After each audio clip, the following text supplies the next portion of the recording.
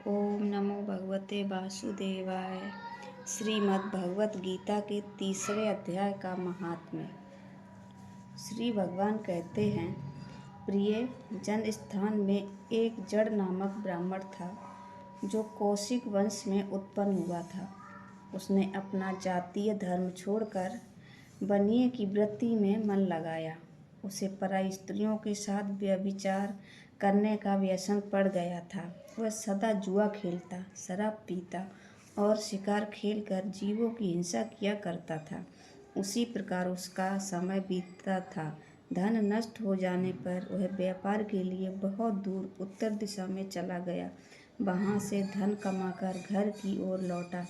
बहुत दूर तक का रास्ता उसने तय कर लिया था। एक दिन सूर्यास्त हो जाने पर जब दसों दिशाओं में अंधकार फैल गया, तब एक वृक्ष के नीचे उसे लुटेरों ने धर दबाया और शीघ्र ही उसके प्राण ले लिए। उसके धर्म का लोप हो गया था, इसीलिए वह बड़ा भयानक प्रेत हुआ। उसका पुत्र बड़ा धर्मात्मा और वेदों का विद्वान था।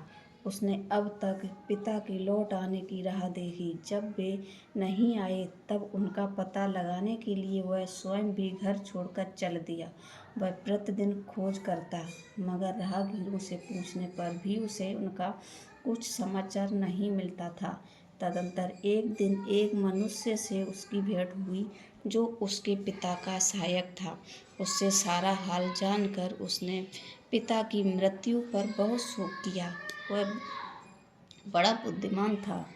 बहुत कुछ सोच विचार कर पिता का पारलौकिक कर्म करने की इच्छा से आवश्यक सामग्री साथ ले उसने काशी जाने का विचार किया। मार्ग में 7-8 मुकाम डालकर वह 9वें दिन उसी वृक्ष के नीचे पहुंचा जहां इसके पिता मारे गए थे। उस स्थान पर उसने संध्या उपासना की और गीता के तीसरे अध्याय का पाठ किया। इसी समय आकाश में बड़ी भयानक आवाज़ हुई। उसने अपने पिता को भयंकर आकार में देखा। फिर तुरंत ही अपने सामने आकाश में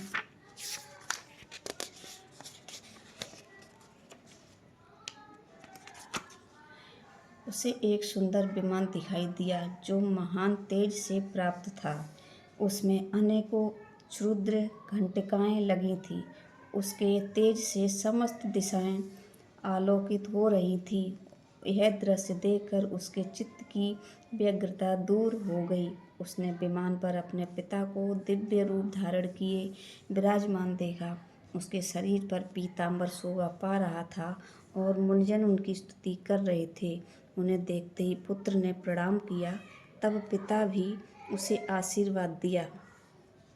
तत्पश्चात उसने पिता से यह सारा वृत्तांत पूछा। उसके उत्तर में पिता ने सब बातें बताकर इस प्रकार कहना आरंभ किया, बेटा, दैववश मेरे निकट गीता के तृतीय अध्याय का पाठ करके तुमने इस शरीर के द्वारा किए हुए दुस्त्यज कर्म बंधन से मुझे छुड़ा दिया। अतः अब घर लौट जाओ, क्योंकि जिसके लिए तुम काशी जा रहे थे वह प्रयोजन इस समय तृतीय अध्याय के पाठ से ही सिद्ध हो गया है।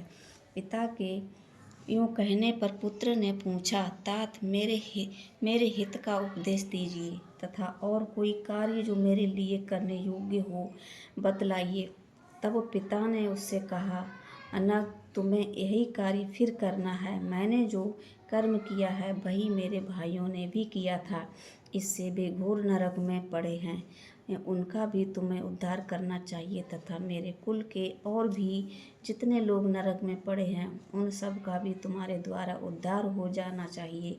यही मेरा मनोरथ है। बेटा, जिस साधन के द्वारा तुमने मुझे संकट से छुड़ाया है उसी का अनुष्ठान औरों के लिए भी करना उचित है।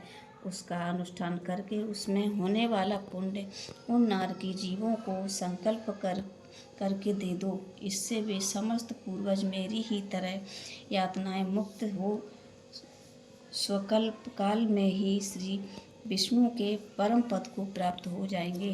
पिता का यह संदेश सुनकर पुत्र ने कहा, तात, यदि ऐसी बात है और आपकी भी ऐसी ही रुचि है तो मैं समस्त नारकी जीवों का नरक से उद्धार कर दूंगा। यह सुनकर उसके पिता बोले, बेटा, एवं मस्तु, तुम्हारा कल्याण हो।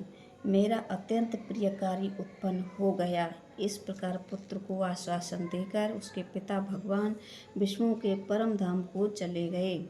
तत्पश्चात वह भी लौटकर जन स्थान में आया और परम सुंदर भगवान श्री कृष्ण के मंदिर में उनके समक्ष बैठकर पिता के आदेश अनुसार गीता के तीसरे अध्याय का पाठ करने लगा।